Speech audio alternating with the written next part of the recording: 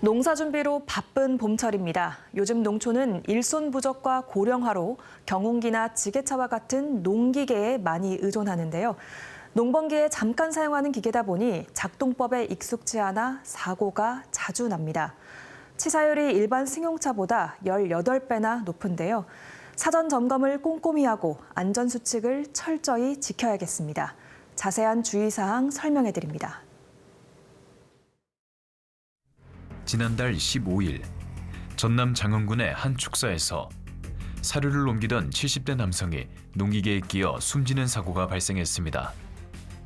27일 전남 영광에선 밭을 갈던 50대 남성이 농기계와 철제 구조물 사이에 끼어 목숨을 잃었는데요. 이처럼 한 해 농사 준비로 바쁜 봄철엔 농기계 사용이 크게 늘면서 사고 역시 증가합니다. 특히 농촌의 노동력 감소와 고령화로 인해 농기계 의존도가 높아지면서 이로 인한 사고가 끊이지 않고 있는데요.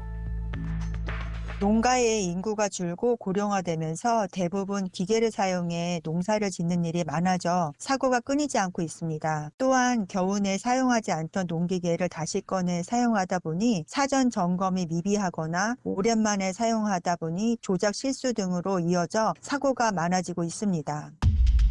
실제로 지난 3년간 전국에서 발생한 농기계 사고는 980여 건에 달합니다. 한 해 평균 300건 이상 발생한 셈인데요. 특히 농기계 사고는 일반 승용차 사고보다 치사율이 18배 이상 높은데요. 무게중심이 높아 경사로나 울퉁불퉁한 지형에서 전복될 위험이 크고 차체가 무거운 데다 구조가 외부로 노출돼 있어 사고가 나면 운전자가 큰 충격을 받을 수밖에 없기 때문입니다.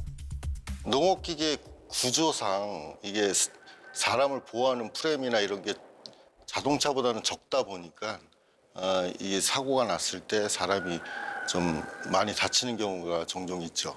농기계의 특성상 단독 사고다 보니까 어쩔 수 없이 방치가 되는 이런 사례들이 많아요.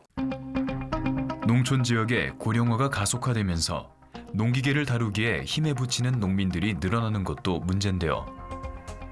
날짜에 어떻게 모든 게 시기가 있으니까 쫓겨서 일을 하다 보면 바람이 불거나 이럴 때는 상당히 좀 작업하기 좀 힘들고 그렇죠.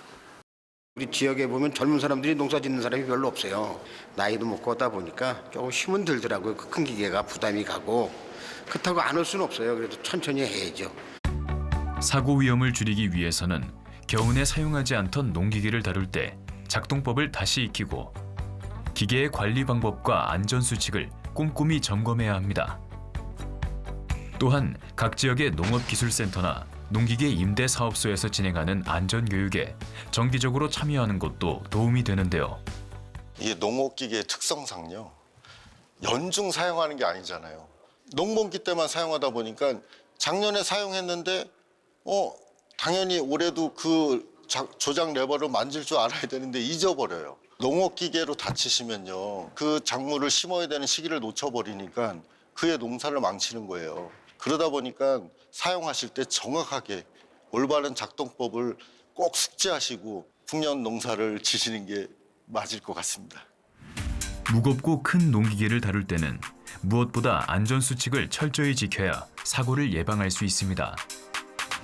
농기계로 좁은 농로나 경사진 길을 이동할 땐 진입하기 전 미리 속도를 줄이고 급정지나 급회전은 피해야 하는데요.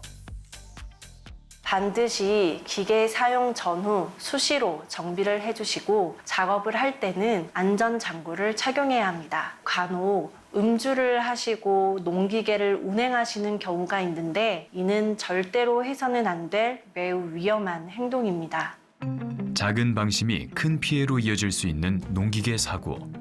안전을 위해 철저한 관리와 기본 원칙을 지키는 습관이 필요합니다. 농번기를 맞아 영농 부산물을 태우는 경우가 많은데요. 승인받지 않은 시설에서 부산물을 태우는 건 불법입니다. 작은 불씨가 큰 산불이 될 수 있어 각별한 주의가 필요합니다. 재난방송센터 오늘은 여기까지입니다. 고맙습니다.